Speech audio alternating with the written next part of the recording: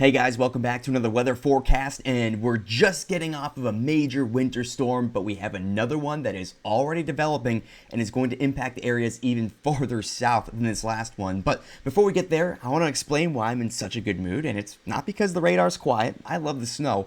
It's because I happen to be in Indiana and we got a lot of snow here. It was about 7.25 inches, the biggest snowfall I've seen in 5 years. This is Lexi. The snow was halfway as tall as she is, and across a good chunk of the US, we saw a lot of snow. And if you saw snow where you are, drop it in the comments. Tell me what the storm was like where you were, because I just want to hear your weather stories. But I want to show you the amounts we saw as well before we jump into this next storm. And the DC area saw its biggest snowfall in years, a widespread 8 to even 12 inches all the way to the coastline out there. That was a significant snowfall by any measure. We also saw a lot of snow, of course, through the Appalachian Mountains. You can see out there in West Virginia, southern Ohio too, we saw a lot of snow. Northern Kentucky, through the Indianapolis area where I am, we saw a pretty good 6 to 12, especially south of the city. The St. Louis area saw a widespread 6 to 10 inches of snow, some areas reaching 12, but the jackpot, the absolute winners here, was everyone out in Kansas, where we saw a widespread 8 to 14 inches, some areas exceeding 1.5 feet. So will we replicate those numbers this week? To be honest, I don't expect that, but this is a major storm that's coming in and may impact just as much of the country as this storm did. So without further ado, let's jump into what's ahead a little bit later this week. We're going to start here with a look at Tuesday and move it through the middle of the week, where high pressure is going to come into the central U.S. It's going to keep things cold and dry as we get through the middle of the week here, but watch Texas on Thursday as that high pressure system begins to move away.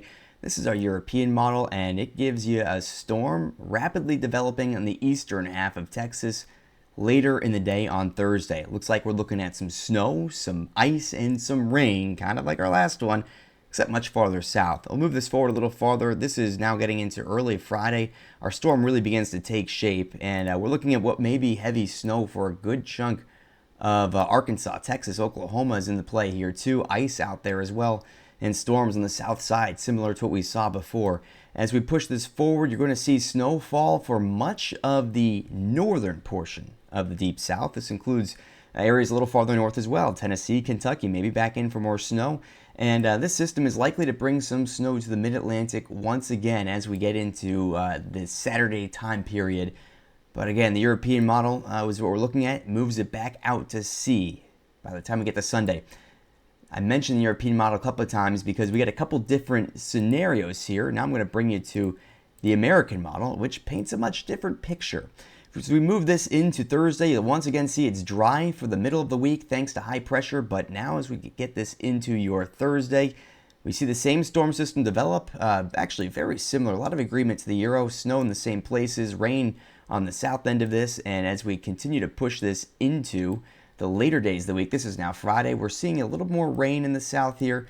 But still snow for a good chunk of the Midwest and even mid-Atlantic. But watch what happens as we get to the East Coast. This storm really bombs out, as we say.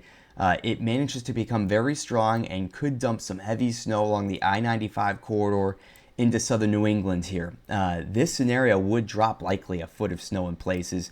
And New England certainly has not seen a ton of snow, at least the coastline, and this could change that. But it's a couple things that we need to watch for that scenario to play out. So let me show you what I'm looking at here. And we're going to jump into the science here for a minute, so bear with me, follow along. This is the American model, and I'm going to show you the pieces that need to come together for that storm to occur. What we're looking at basically are the waves of energy. You likely hear your meteorologists on TV talk about that, and this is a good example of that. Here's our main storm system down here. You can see those bright colors. You can see this closed off circle. That's a closed off low, a wave of energy in the upper atmosphere.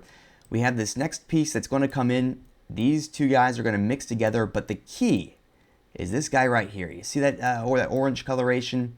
We need this to come in faster and basically hook this storm system and pull it along the coastline up the East Coast. And if it's able to come in fast enough, it will do that. But let me show you what happens here.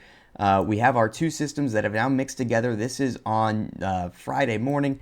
Here's our second piece of energy. You're going to see it gets involved here on Friday, and they all sort of mix together. Now they're one. There's our entire wave of energy. and it's going to cause this thing to hook right up the East Coast. And you'll see this right here again, those bright orange colors. There they go. There's our storm system right here.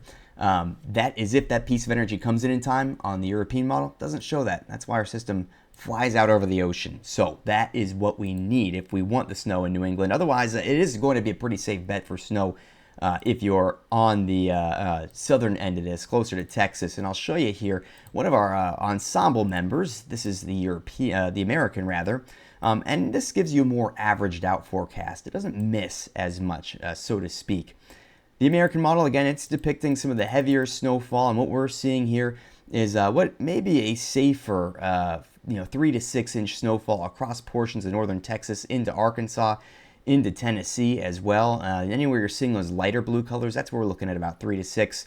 You can see that into North Texas as well. This does include the Dallas area, OKC, sort of on the periphery of this. May not get the heaviest snow, but it'll be in there. But this continues to head through the Arkansas, Tennessee area, and while you're not seeing the massive totals in New England, it's a more averaged forecast. So to even see the model this many days out spit out 3 or 4 inches, that's significant. So this would be a pretty good storm for a good chunk of the U.S. like we were talking about right there. On the European model, you're going to see less snow, but certainly is going to be a sizable storm for some of those southern areas. The European model is a little farther south, the heaviest snow here. It actually is a little bit more aggressive with snow in Texas as well. In this case, Dallas would see somewhere around 3 to 6 inches, and that still appears very realistic to me. We're looking at what would be about 5 to 7 inches into Arkansas. That may be the jackpot for the south, but still the northern portion of the deep south, that's a question mark. How much do we see? There is likely to be at least some snow and ice, but is it going to be a shovelable snow? Well, the European model suggests yes. If that system from the north doesn't come in and hook this whole thing north, good chance the south, deep south, gets a good snowfall. But regardless, Tennessee is still in play no matter what. The difference is we just see this guy exit kind of harmlessly out through the mid-Atlantic, where there still would be a lighter to moderate snowfall on top of what's already out there. So that's what we're watching for this storm. Certainly going to be an interesting one to track, and the signal, didn't mean to do that, but in case you're curious, the signal for more snow through this period is strong, and that's why this is looking at like 2 weeks. You see a lot more coloration on our map. But regardless, this storm we'll be watching closely, and with that, we're also keeping an eye on the big picture, which includes a lot of cold, some dangerous cold for some of the same areas, and some areas that may surprise you. So let's dive into that and take a look at what's ahead in terms of temperatures for the rest of the week. We're going to go back to our temperature pattern now, and anywhere you're seeing those blue colors, that indicates that cold air mass, and it's very present right now.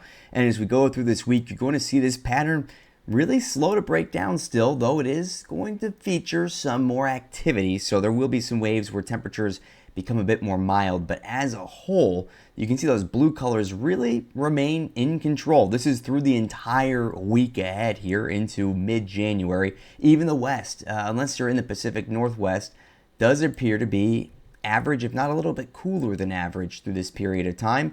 And as we move into late January, still we continue to see cold air get replenished through the north central U.S., and it does look like the pattern will be favorable for more snowfall as we head through what is going to be the next week or two in January. So if you haven't seen snow yet and you want to see it, don't give up. I'll say that much for sure. Now I want to show you the actual temperatures here. So we're going to go to our European model, and I've liked the numbers it's spitting out recently. And what you're going to see, anywhere you're seeing those whiter colors and purple colors, those are temperatures that'll be near zero, if not below zero, actual temperatures.